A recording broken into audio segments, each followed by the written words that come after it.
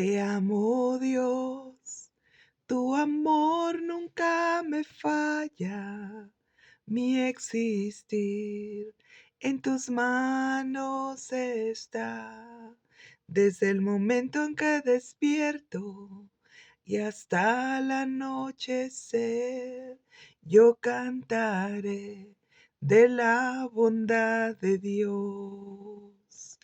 En mi vida has sido bueno, en mi vida has sido tan fiel.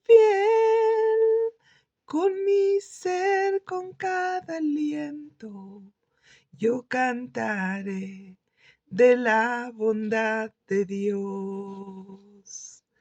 Amo tu voz, me has guiado por el fuego. Tú cerca estás en la oscuridad. Te conozco como Padre y como amigo fiel. Mi vida está en la bondad de Dios. En mi vida has sido bueno, en mi vida has sido tan fiel. Con mi ser, con cada aliento, yo cantaré de la bondad de Dios. Yo cantaré de la bondad de Dios. Así es, chicos hermosos. Pues estamos aquí de nuevo. Vamos a estudiar otra vida de hombres y mujeres de la Biblia.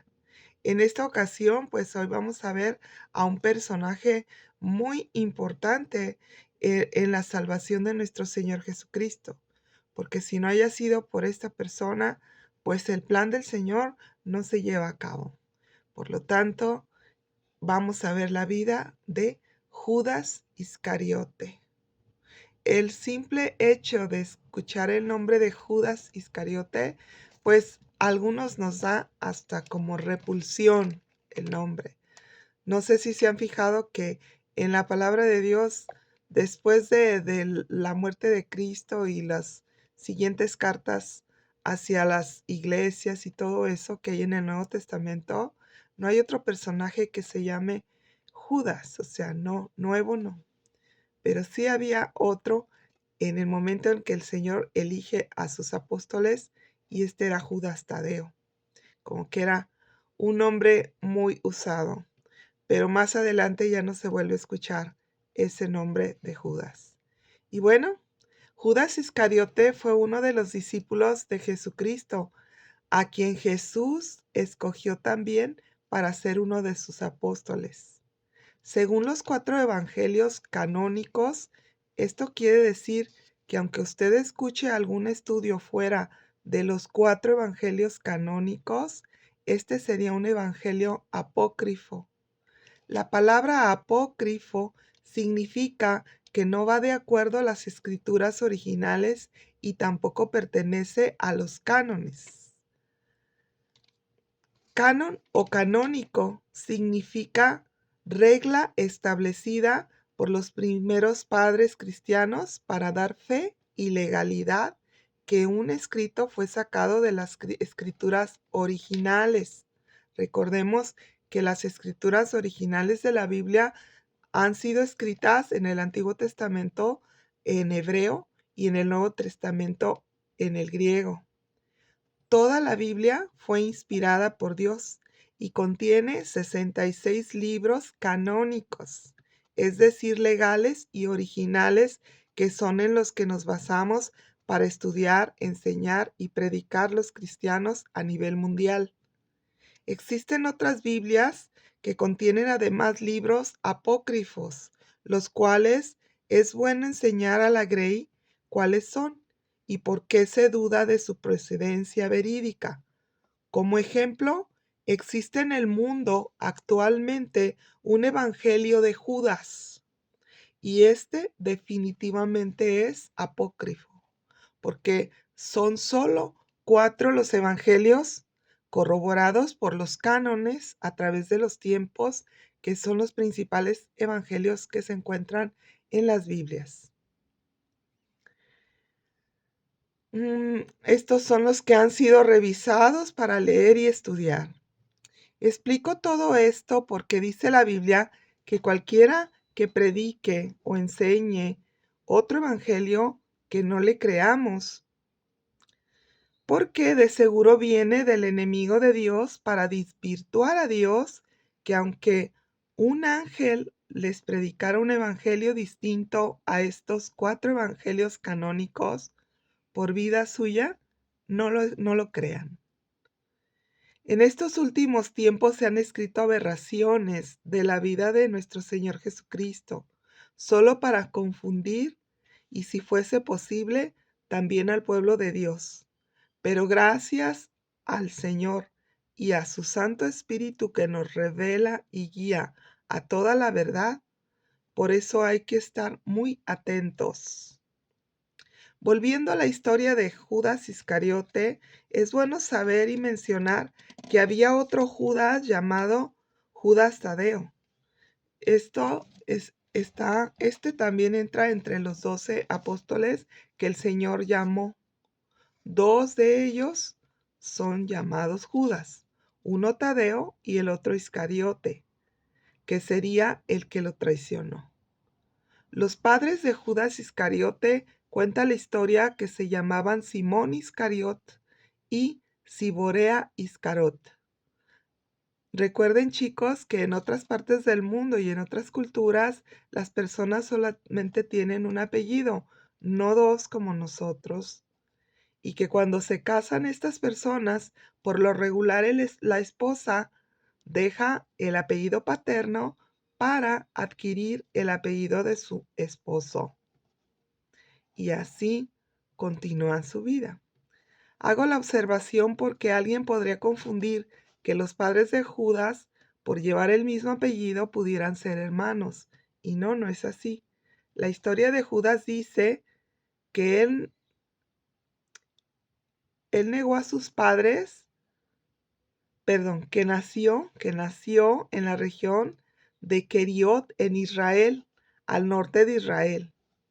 Cuando nuestro amado Señor Jesucristo comenzó a predicar y enseñar acerca del reino de Dios, le seguían muchos discípulos, no solamente 12.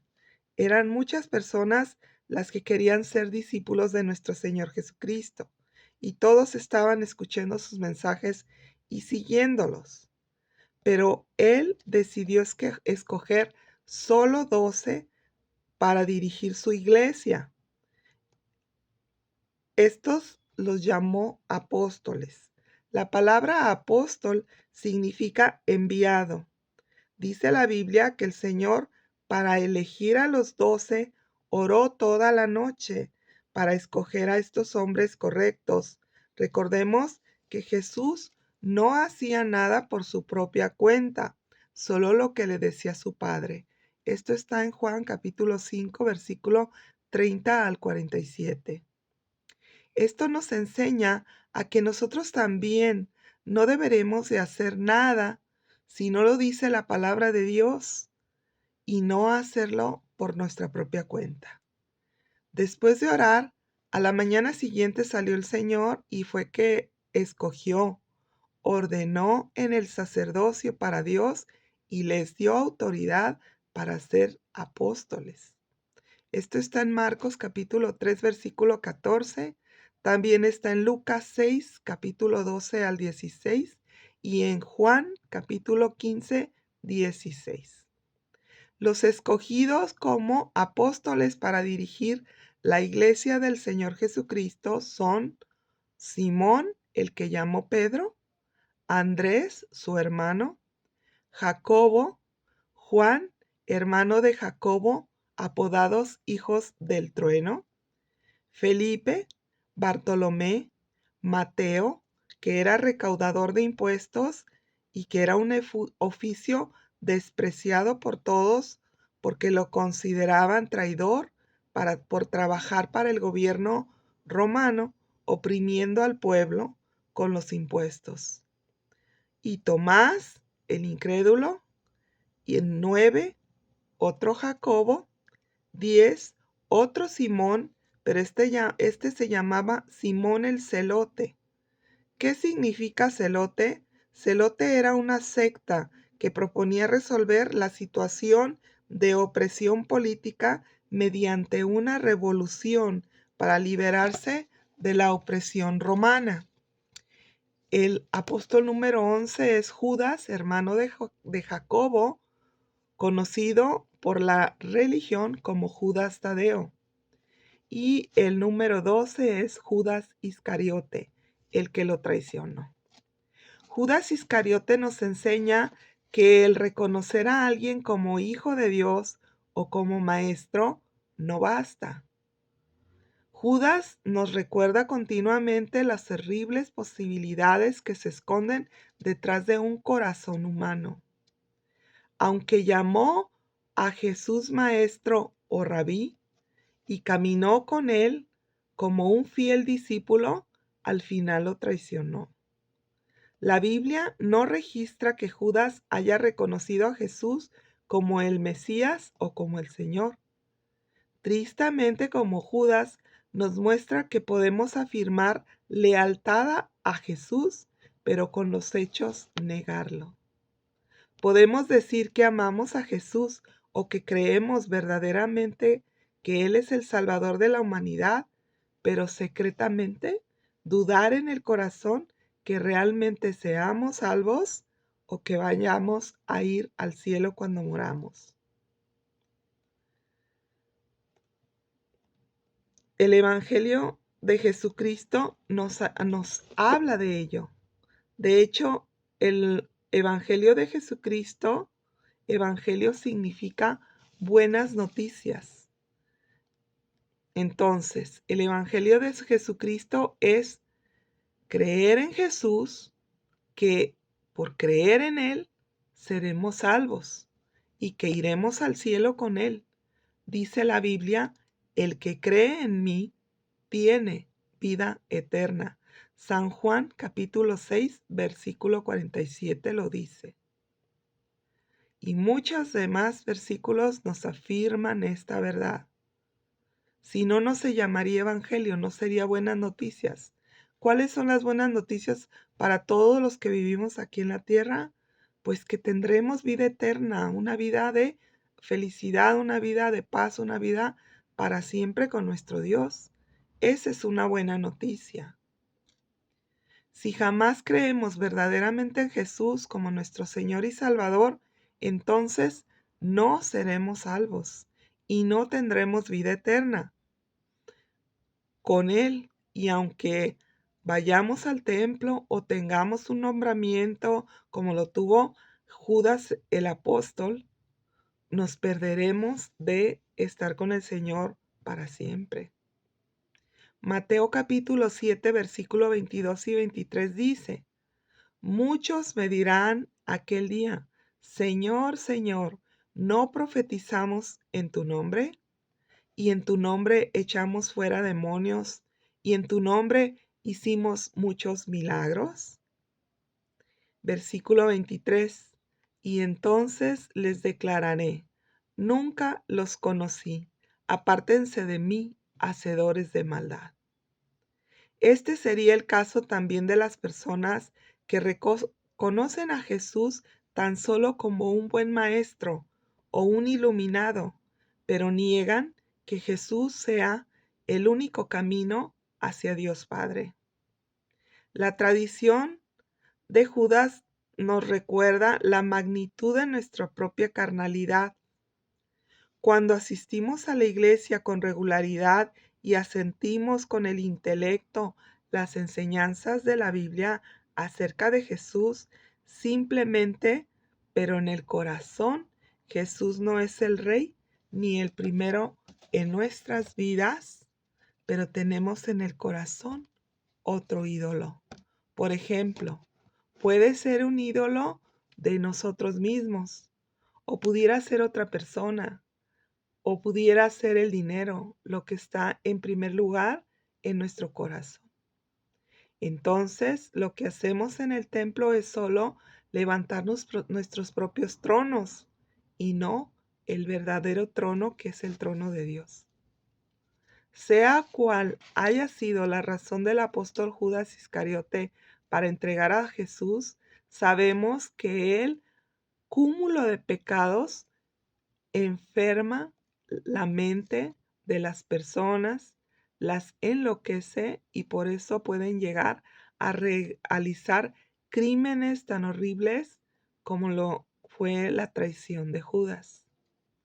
Judas se dejó llevar por sus ideales y no reconoció el camino que marcaba Jesús, ni la vida que solo Él nos puede dar, y decidió Judas tomar el asunto por sus propias manos. Todos decían que Jesús era el Mesías, ¿verdad?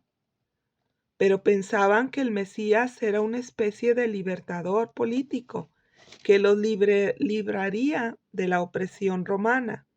Luego se convertiría en su rey y gobernaría como un día había gobernado el inolvidable rey David. Nadie podía imaginar los planes de Dios, que siempre son más altos que nuestros pensamientos. Dios quería quitar el yugo y la opresión no solo de los romanos, sino del enemigo mismo. Ese enemigo es el enemigo del mundo, de toda la humanidad, el diablo. Y Dios quería hacernos libres del pecado para que volviéramos todos a tener una relación personal con Dios como al principio en el paraíso, como lo tuvo con Adán y con Eva en el primer tiempo antes de que pecaran. Jesús es nuestro reconciliador con Dios, Padre, para restablecer nuestra comunión con Dios. Pero Judas, por su orgullo de tomar el asunto de liberación en sus propias manos, cayó presa de la trampa de Satanás y se dejó llevar por él, hasta entregar a Jesús a sus peores enemigos, que eran los religiosos y fariseos de su tiempo, los que gobernaban el templo. Cuando se desobedece la palabra de Dios, se termina tomando otra voluntad que no es la voluntad del Padre. La obediencia voluntaria y dispuesta a lo que dice Jesús en su palabra es el sello distintivo de quien ha venido realmente a la fe de Jesucristo. Estas personas obedecen la palabra de Dios no por ganarse el favor de Dios, ni por miedo a ir al infierno. Ellos obedecen por el amor a Dios y la obra salvadora de su Hijo Jesucristo. Nosotros hacemos las buenas obras de justicia no porque queramos ganarnos el cielo, sino porque nos deleitamos en obedecer al Señor por lo que Él ya ganó para nosotros. Él nos dio su salvación. En la obediencia, Dios crea un cimiento firme para vivir la vida a la manera de Dios y no como nos da la gana. Cuando obedecemos, fincamos nuestra vida sólidamente de tal manera que vendrán batallas o vendrán tormentas en nuestra vida, pero nuestra casa no caerá, porque estamos cimentados en la roca, que es Jesucristo nuestro Redentor. Judas quiso forzar a Jesús a dar un paso en la carne. Todos pensaban en un reino terrenal. Jamás se imaginaron que lo que venía a ser nuestro Señor Jesucristo era su reino celestial. Y creyeron que al entregar a Jesús a los que los perseguían, se iba a acelerar la revolución. Y en la revuelta derrocarían a los romanos y se establecería Jesús como rey. Y desde luego, sus discípulos disfrutarían a su lado de su reinado. Esto pensó Judas, y por pensar en la carne y no conforme al Espíritu, pues en aquel momento aún el Espíritu Santo no había sido enviado por nuestro Señor Jesucristo a sus discípulos, pues la obra de salvación aún no se había completado. Para eso primero Jesús tenía que morir, para pagar el precio por todos los pecados de la humanidad y así con su sangre redimirnos y pasar a dar su vida por la nuestra y que todos pudiéramos ser adoptados por Dios el Padre como hijos suyos. El Salvador de la humanidad no vino a traer paz nacional, sino que vino a buscar y a salvar los que se habían perdido desde el principio, cuando Adán y Eva pecaron. Dios tuvo y tiene un plan perfecto con cada ser humano que seguirá cumpliendo en su tiempo perfecto conforme a su soberanía y a todo el futuro de la humanidad. Aunque actualmente también nosotros a veces como Judas tengamos cierta idea acerca de cómo deberíamos de actuar, Dios en algunos asuntos mundiales no debemos, más bien debemos de someternos a su sabiduría, porque su propósito siempre será eterno y mucho más grande de lo que podríamos nosotros imaginar. Según la palabra de Dios, Judas fue con los principales enemigos de Jesús, que eran los sacerdotes del templo. Estos estaban celosos por la fama y el poder que Jesús demostraba. Y entonces Judas vendió a su maestro por tan solo 30 monedas de plata. Dicen los eruditos que ese era en aquel tiempo el precio para comprar un esclavo. De tal manera que Judas lo vendió a nuestro Señor Jesucristo como un esclavo para los principales sacerdotes del templo. Y eso halagó enormemente a todos los sacerdotes. Inmediatamente se imaginaron sometiendo a Jesús como un esclavo de su religión y enseñoreándose de él, mandándolo frente a todo el pueblo, para que viera el pueblo que ellos mandaban. Soñaban con ser por encima de Jesús, y si esto no les funcionaba, pues simplemente lo matarían, pues como ya lo habían pensado anteriormente y ya habían planeado destruir a Jesús. Había mucha gente que veía a Jesús como un irreverente revolucionario que predicaba con impactante verdad y firmeza, como quien conoce verdaderamente a Dios y personalmente, y no como alguien que sigue un programa religioso. Y esto causaba impacto entre las personas, además que sus palabras quedaban selladas con milagros, prodigios y maravillas. Y como ejemplo lo podemos ver en San Juan capítulo 3, donde se encuentra la historia de Nicodemo, que dijo a Jesús que algunos de los legalistas, de los maestros de la ley, creían que él venía de Dios porque nadie hacía los milagros que hacía Jesús. Claramente se veía a Jesús mayor que un profeta o que un maestro. Al pagarle a Judas por su traición, quedaron de acuerdo con que él los iba a llevar donde Jesús estaba, y dijo Judas: aquel a quien yo bese en la mejilla, ese es. Y así lo hizo. Nuestro Señor amado, al ver llegar a Judas con los guardias del templo y algunos soldados romanos, supo que ya había llegado la hora para lo que había nacido y venido a esta tierra. Judas se acercó y le dijo: Salve, maestro. La palabra salve se le decía mucho a los reyes, y esa palabra de salve, rey, significaba: vive muchos años, maestro. y luego besó en la mejilla a Jesús. Y sin embargo, nuestro amado Señor le contestó con bondad y no con sarcasmo. Le dijo: Amigo, ¿a qué vienes?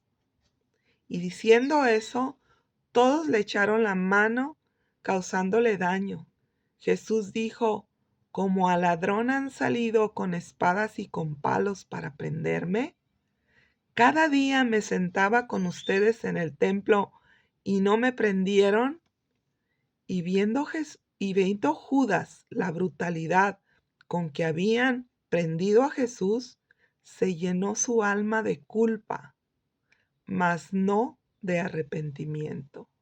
Y fue corriendo después al templo mientras Jesús era encarcelado y terriblemente azotado en la cárcel de la ciudad, mientras los gobernantes decidían qué harían con él. Dentro de la gran culpa que sintió Judas, vino al templo a hablar con los sacerdotes e intentó regresar las monedas que fueron el pago de su traición. Pero los sacerdotes le dieron la espalda. Le dijeron que ese dinero era un dinero sucio, un dinero lleno de sangre, y que no podían, por su religiosidad, regresar ese dinero a las arcas de las ofrendas en el templo. Judas gritaba: he pecado, he entregado la sangre de un inocente. Mas los sacerdotes le dijeron: ¿y a nosotros qué nos importa? Ese es asunto tuyo. Eso es lo que sucede cuando alguien lleno de culpa por sus pecados solo va con los hombres, tratando de que al contar su pecado les venga el perdón. Pero el perdón de los hombres nunca van a quitar el pecado. El único que quita el pecado es Dios.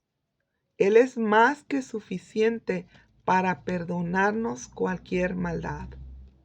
Judas, al no hallar consuelo ni alivio por sus pecados, al ir a confesárselo a los sacerdotes, arrojó al piso las 30 monedas de plata que fueron el precio por su traición y salió corriendo como un loco.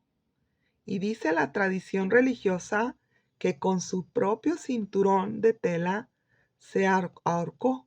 En aquel tiempo se usaban los cinturones en su vestuario que llevaban las personas. Era como una cinturilla de tela muy larga que se enredaban al nivel del medio cuerpo de la cintura. Entonces Judas se desata esa cinturilla, la amarra a una rama de un árbol que pendía hacia un acantilado y de ahí él se ahorca. Y antes de morir, cuenta la tradición religiosa cuenta que la rama se quebró y que Judas cayó rodando por el barranco hasta el camino donde a toda velocidad pasaba un carruaje que no pudo frenar, y a ese tiempo partió el cuerpo de Judas por el abdomen. Dicen también que el dinero que quedó tirado en el templo, al no poder regresarlo a las ofrendas del templo por estar ensangrentado o maldito ese dinero, alguien de los sacerdotes fue, lo recogió y compró un campo que usaban como panteón para enterrar a los gentiles en aquel tiempo. Gentil significa toda aquella persona que no era judía. Este campo se llamaba el campo del alfarero, pero después le cambiaron el nombre poniéndole campo de sangre por el dinero con que fue comprado. Siguió siendo un panteón, pero era ahora para los muertos no honrados de Jerusalén. Este lugar se dice que aún en el año 1800 después de Cristo, aún estaba al sur de la ciudad de Jerusalén, al otro lado del valle Hinnom. Judas comprendió el gran daño que había hecho, pero nunca volteó al cielo a buscar a Dios como lo hacía Jesús todos los días, a lo cual todos sus discípulos habían aprendido a hacer. Aunque otros, como el rey Saúl, en Primera de Samuel capítulo 16-14, y el endemoniado Gadareno fueron atormentados por espíritus malignos, Judas es la única persona de quien dice la Biblia explícitamente que fue poseído por Satanás para realizar lo que tenía que realizar de traición delante de Dios. Muchos estudiosos de la Biblia también creen que el anticristo también será poseído por Satanás, al igual que Judas Iscariote, y ambos serán llamados hijos de perdición. Sin embargo, debemos entender que cada vez que pensamos someternos a los mandatos que nos dice la Biblia, estamos desobedeciendo la voluntad de Dios y con ello contribuyendo al plan del enemigo. Por eso es tan importante la obediencia a la palabra de Dios. No tanto obediencia a los que dirigen, ahora sí, la religión, sino a la palabra de Dios. Pero si un líder o un dirigente actúa conforme a la palabra de Dios, es que nosotros debemos de obedecer. Pero siendo hombres, tenemos que tener cuidado también ello, porque el enemigo se ha metido en todos lados. El diablo siempre va a ser el enemigo de Dios desde el principio. Por lo tanto, ahora para nosotros, por ser hijos de Dios, también se convierte en nuestro enemigo. La historia de Judas Iscariote nos enseña a no vivir la vida en nuestras propias fuerzas y en nuestro propio entendimiento, porque podemos desviarnos tanto del camino de la verdad y terminar traicionando a nuestro amado Señor. En cierto modo, tanto el apóstol Pedro como Judas traicionaron a Jesús en su peor momento. Judas, por sus pensamientos idealistas, lo entregó, y Pedro, por miedo a sufrir lo mismo que vio que le estaba sucediendo a Jesús, él se atrevió a negarlo. Y esto también es una especie de traición. Pero la diferencia entre Pedro y Judas es que Pedro, el apóstol Pedro, se arrepintió y el apóstol Judas no. En él no hubo arrepentimiento. Esto es lo que ofendió a Dios. Nunca más le volveré a hacer, dijo. El verdadero arrepentimiento dice, nunca más lo volveré a hacer. Me aborrezco hasta lo profundo de mi ser por haber hecho traición a nuestro Señor. Y el remordimiento dice que fue lo que sucedió a Judas, sé que es horrible lo que hice y no creo alcanzar el perdón de Dios. Soy horrible, mejor me quitara la vida antes de vivir con esta culpa para siempre. El remordimiento es un dolor horrible, pero está basado en mí y no en lo que siento o en lo que pienso o en lo que creo. Y por ello viene una confusión tan grande que se puede tomar la puerta falsa, que es el suicidio. El arrepentimiento es darse cuenta que fue horrible lo que hicimos, pero el dolor no se centra en nosotros. Se da uno cuenta del daño que ocasionamos a otros. Esto es el verdadero arrepentimiento. Es decir, lo que hice ofendió a Dios, pero también lastimé a tal o tal o tal persona. Perdóname, Dios. En su palabra, lo que nosotros pensamos, sentimos o hacemos que es mejor, eso no es suficiente. Solamente lo que dice la Biblia, lo que dice Dios, que es lo que debemos de hacer. Y para el arrepentimiento es pedir perdón, tanto a Dios como a las personas que hayamos ofendido. Por ello la Biblia siempre va a ser el fundamento de nuestra vida para vivir a la manera de Dios, así como Él ha ordenado para todos los suyos. Y así aunque el pecado haya sido grave, como fue el pecado de Pedro, cada que el diablo venga a recordárnoslo, nosotros debemos recordar que Dios es mayor que todos y que ahora solo a Él obedecemos. Y todo lo que hayamos hecho y dejamos en nuestra conciencia por nuestros pecados, solo a Él lo entregamos. No tomamos la justicia por nuestra propia mano, así como lo hizo Judas, suicidándose. No, ese es pecado de soberbia. Creer que Dios no nos ha perdonado cuando ya le hemos confesado nuestros pecados. Se requiere de fe también para creer que al confesar nuestros pecados, Dios nos limpia de toda maldad y nosotros volvemos a ser justos delante de Dios por ese perdón que Él nos otorga. La Biblia dice que hayamos hecho el pecado más horrible de todo el mundo, lo que hayamos hecho, pero si hay un verdadero arrepentimiento y lo confesamos, el Señor es fiel para perdonarnos de toda iniquidad. Por eso nosotros no debemos de quedarnos culpándonos toda la vida por aquello que Dios ya nos perdonó. Esto se llama soberbia.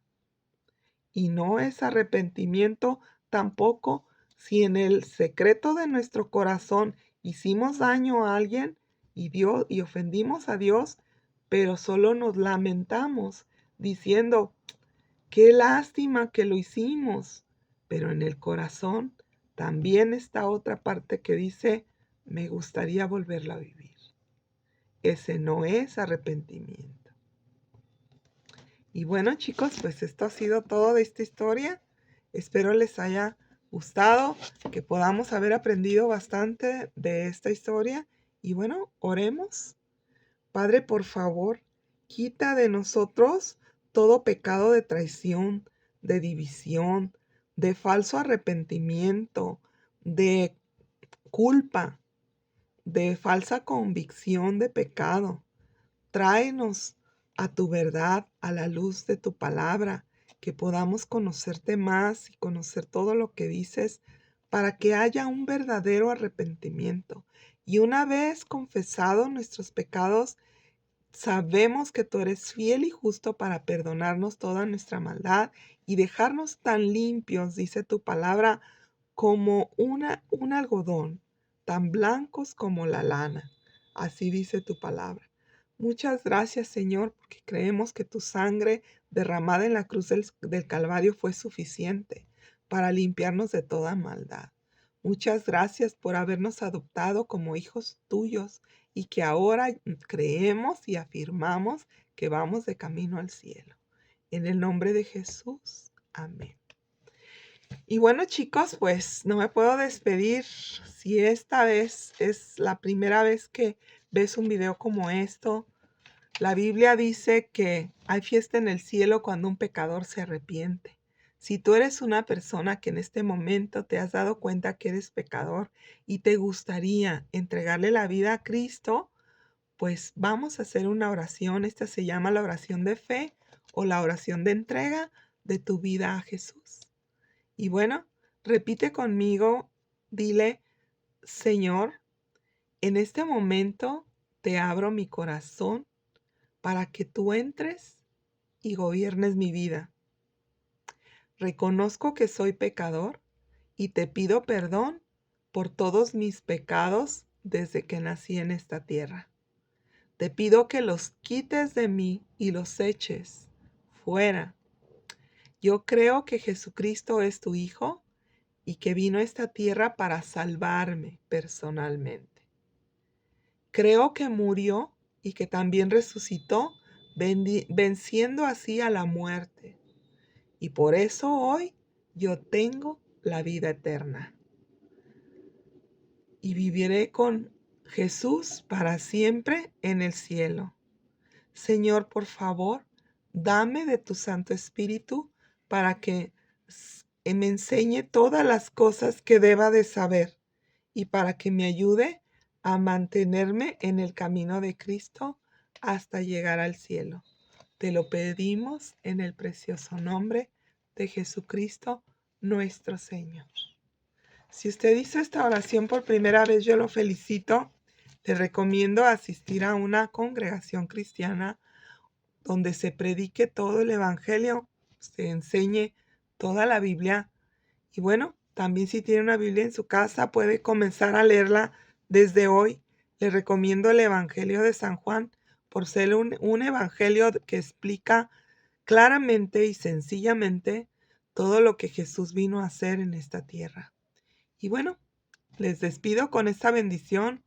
Padre, en el nombre de Jesús, hoy quiero bendecir a estas personas que te han recibido como su Señor y Salvador. Espíritu Santo, por favor, ven y posa sobre ellos. Séllalos con tu amor. Espíritu de Dios, límpialos de toda iniquidad y de toda maldición en el nombre de Jesús. Creemos que hoy se ha abierto el cielo y se ha abierto tu reino para que ellos desde hoy en adelante vivan contigo por toda la eternidad, así como tú nos lo prometiste en tu palabra. En el nombre de Jesús. Amén. Que Dios los bendiga y si Dios quiere, les hablaré luego con otra historia de hombres y mujeres de la Biblia. Hasta pronto.